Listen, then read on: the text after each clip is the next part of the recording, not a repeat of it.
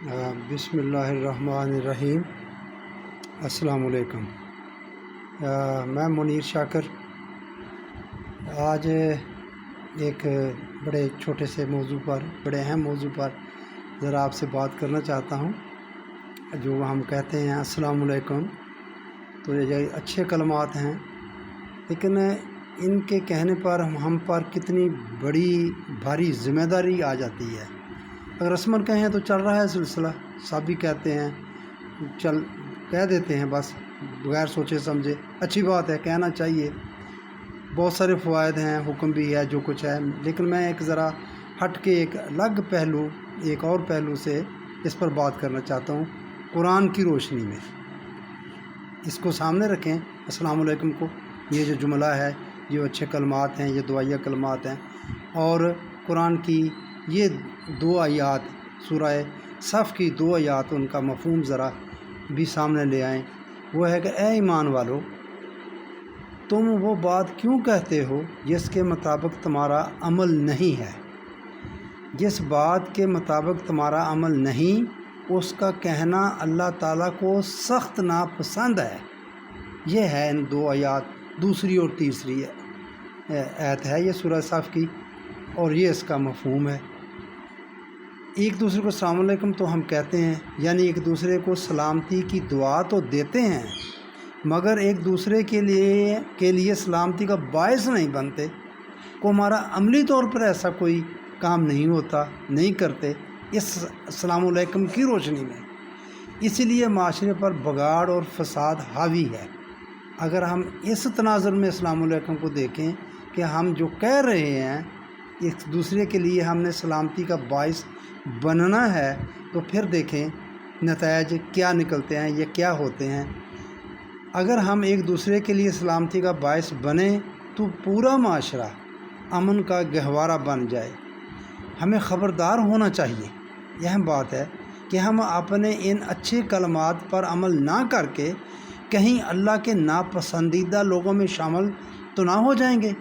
ذرا غور کریں کہ اللہ تو کہتا ہے کہ بات کیوں کہتے ہو جس پر تمہارا عمل نہیں ہے، تو ہم کہتے یہ ہیں کہ اللہ تم پر سلامتی دے اور تمہیں سلامتی ملے، ہمارا عمل اس کے مطابق ہوتا نہیں، ایسے تو نہیں مل جائے گی، ہمارے عمل کی وجہ سے ہوگی، شامل نہ ہو جائیں۔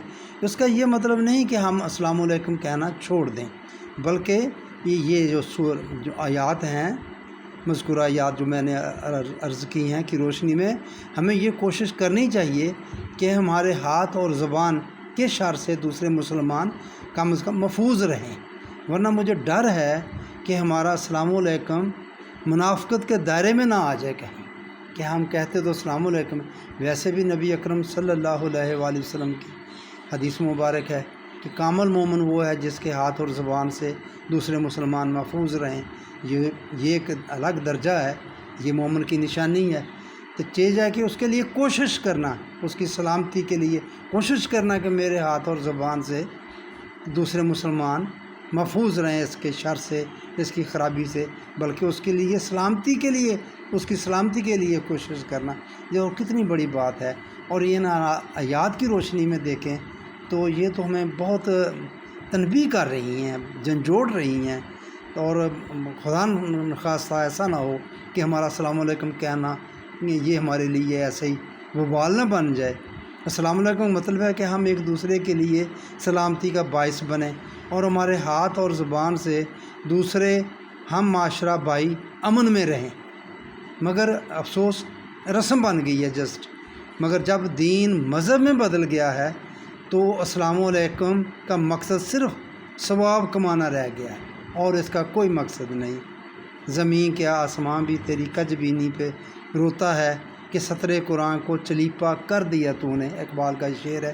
چلیپا کہتے ہیں مقدس چیز کو گلے میں ڈالتے ہیں، عصائی جس طرح ڈالتے ہیں، یا جس طرح ہم مقدس یہ کو تعویذ ڈال لیتے ہیں۔ چلیپا اس معنی میں آتا ہے کہ ہم نے قرآن کی سطروں کو، قرآن کے آیات کو بس یہ بنا کے رکھ دیا ہے۔ تو یہ غور کرنے کے لیے یہ میں عرض کرنا چاہتا تھا۔ تو انشاءاللہ یہ سلسلہ جاری رہے گا۔ اس میں دین اور مذہب کی بات بھی آئی ہے کہ دین جب مذہب بنا تو کیا کیا تبدیلی آئی. تو مذہب اور دین کا فرق بھی انشاءاللہ میں کچھ اس پر بھی عرض کرنے کی کوشش کروں گا. تو پھر کچھ ہمارے جو عقائد ہیں، خاص کر اللہ کے بارے میں جو ہمارا عقیدہ ہے، میں اس کو سمجھتا ہوں کہ اس میں خاصی کمی ہے، کوتاہی کجی ہے. اگر وہی ٹھیک نہ ہوا تو باقی ایمان کا کیا حال ہوگا، اور پھر ایمان کا حال کیا ہوگا تو پھر آگے اعمال ان کا کیا حال ہوگا. تو ہمیں ان سب پر ہمیں غور کرنا چاہیے. پر غور کے لیے ہی میں یہ عرض کرنا چاہتا ہوں کہ ہمیں لمحہ فکریہ ہے. اس دور میں بڑا وبال والا دور ہے، بڑا عجیب و غریب قسم کا دور چل رہا ہے. تو اس میں چلیں، کوشش کریں، غور کریں. ہم اپنے صرف اس السلام علیکم پر جو کہتے ہیں اس پر ہمارا کتنا عمل ہے.